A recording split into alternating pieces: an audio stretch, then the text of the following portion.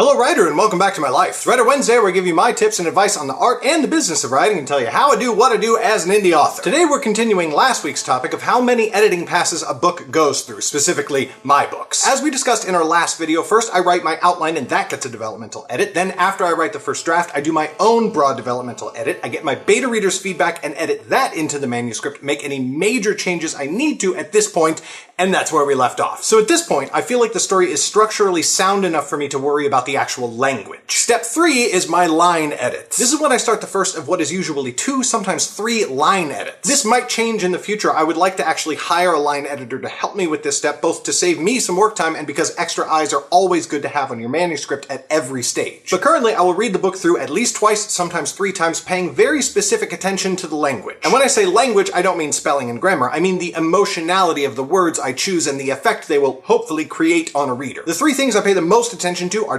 dialogue, description, and action. I'm a big stickler for dialogue, so I try to give each character a unique voice and make sure that their interactions are entertaining for the reader and give both characterization and emotional development. When it comes to description, I always go light on description in my first draft, so I spend some time on the description of each scene, new character, or what have you until I feel like I'm really painting a picture the reader can envision in their mind. And when it comes to action, I generally feel like my action is pretty strong in the first draft, but I always have some work to do making it clearer and making my sentences shorter and punchier. So this is 2 or 3 additional passes, and at this point I've done anywhere between 4 and 8 runs through the book, depending on how developmental edits went. Step 4 is what I call my retype edit. Once I'm done with line edits, there's one final pass I've started doing on each book, and that is a retyping edit. What I do is I literally split my screen so that the manuscript takes up the majority of screen space, and there's a tiny little window at the top with a new typing window, and I literally retype the entire book start to finish. This is time consuming, but it is so very worth it in a way you might not be able to imagine until you've done it. See, by this point, I've restructured the book and played around a lot with my language. And on every previous editing pass, I've worked hard to make sure the book still holds together and that there's no disjointed parts that don't fit within the whole. But because I'm often jumping around back and forth throughout the book, there will still be things that stand out, that aren't quite correct or that aren't consistent through the manuscript. I might have spent too much time on some parts and not enough on others, so that certain portions of the story feel bloated while others feel way too sparse. By retyping the entire draft, I'm experiencing my own story again in a way that just doesn't compare to any of the earlier passes, and I catch a lot of things I wouldn't normally see otherwise. This is the last pass where I'll make significant changes to individual scenes or the language I'm using because I'm forcing myself to write each word again and do a new evaluation of whether it works or not. This brings us to 5 or 9 editing passes through the book, depending on earlier steps. Step 5 is a copy edit. I've talked about this in previous videos, but copy editing is the #1 service you should hire out for and the first thing you should start to budget for once you've started selling enough books to spend money on them, if you had to start on low or no budget. My copy editor, Karen Conlon, is absolutely amazing. You've heard me rave about her plenty, and it's because she deserves it. However, before I send the book to Karen, I'll always do a final copy edit for myself, and I will usually do this with an out loud read. I'll load the book on my Kindle for this pass because experiencing it in a new font on a device held in your hand gives a slightly different perspective than seeing it in Scrivener on your screen. Then the book goes to Karen, who works her magic on the manuscript, finding 1,000 little spelling and grammar inconsistencies that have slipped through my own considerable cracks.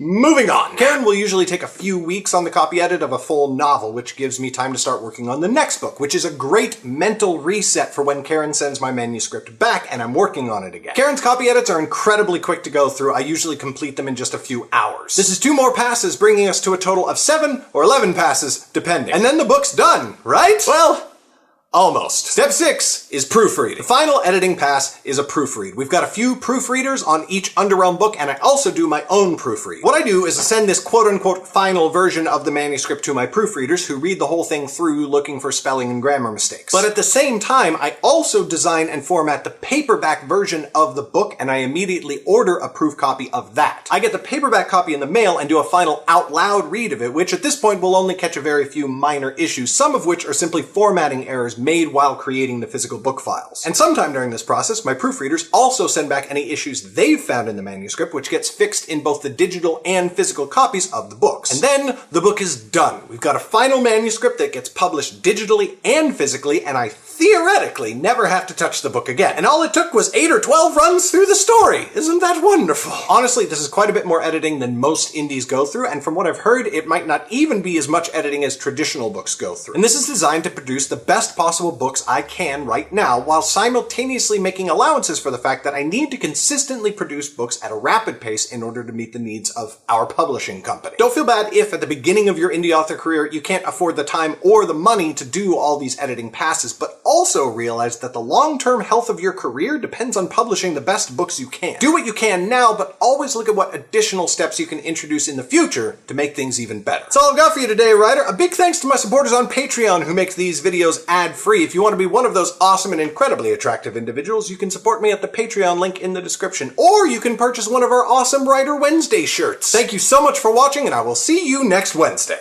Bye!